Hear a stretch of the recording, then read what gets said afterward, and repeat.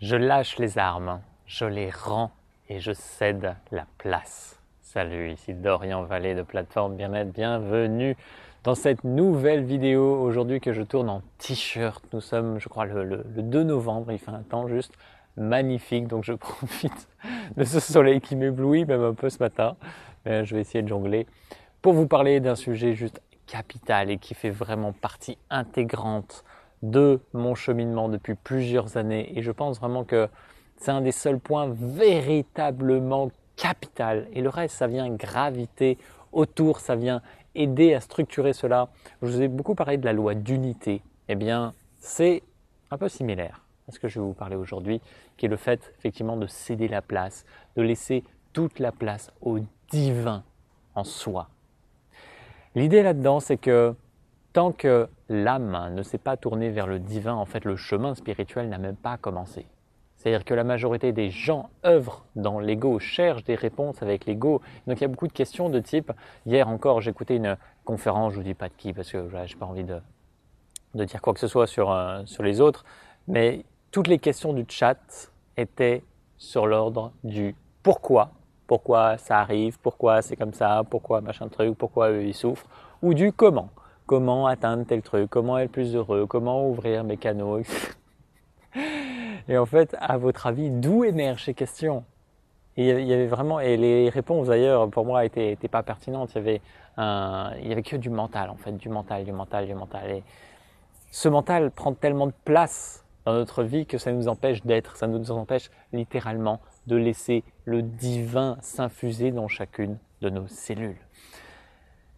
L'idée est là, c'est vraiment le seul chemin spirituel sur lequel vous pouvez être, c'est celui de céder la place en tant que ego. En fait, c'est l'ego qui doit céder la place et c'est l'âme qui doit cesser d'être fascinée par l'ego pour se tourner pleinement vers le divin et permettre à ce divin de nous traverser parce que nous sommes cela. Nous sommes cela. Et je vais encore citer une autre vidéo, là, cette fois-ci c'était Mouji que j'écoutais cette semaine et j'ai trouvé merveilleux parce qu'il nous emmène dans un processus où on est simplement. Il dit est-ce que ça a une forme, est-ce que ça a une odeur, est-ce que ça peut mourir, est-ce que ça peut avoir mal, est-ce que ça peut disparaître, quoi que ce soit. Et on rentre de plus en plus dans cet état de présence où il n'y a aucune attache, où il n'y a aucun désir, où il n'y a aucune volonté. Et c'est juste parfait, c'est ça en fait, c'est ce que l'on est en essence, c'est cette vie, c'est ce divin qui s'exprime et il n'y a rien à contrôler là-dedans. Plus vous cherchez à contrôler quoi que ce soit, plus ça vient se refléter dans votre vie et créer des tensions. Donc soyez le moins possible attachés à vouloir contrôler les choses. Et c'est un vrai chemin, on fait tous ce chemin. Moi personnellement, j'ai un vrai truc lié à tout ce qui est de l'ordre de la souffrance et j'ai déjà traversé énormément de choses par rapport à ça, d'anciennes vies dans lesquelles j'ai souffert ou j'ai fait souffrir aussi certainement. On joue aussi tous les rôles à travers nos moultes incarnations. Et je dois traverser ça dans cette vie. Donc je vois qu'il y a des moments où je me protège, où je n'ai pas hésité à aller au charbon dans plein de domaines.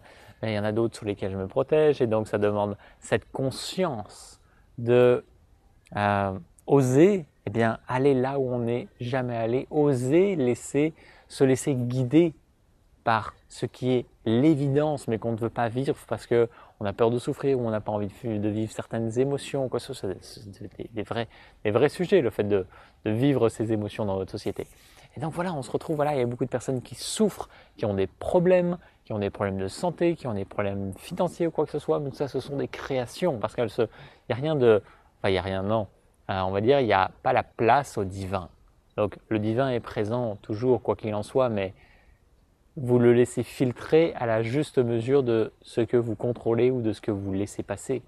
Je jongle un peu avec le soleil, c'est quand même dingue.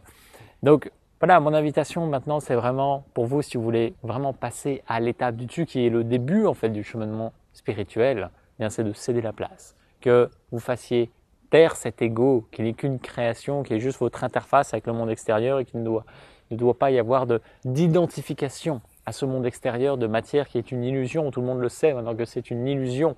Vous pouvez sentir au-delà de ce voile, au-delà de l'illusion de la matière, ce que vous voyez en essence autour de vous.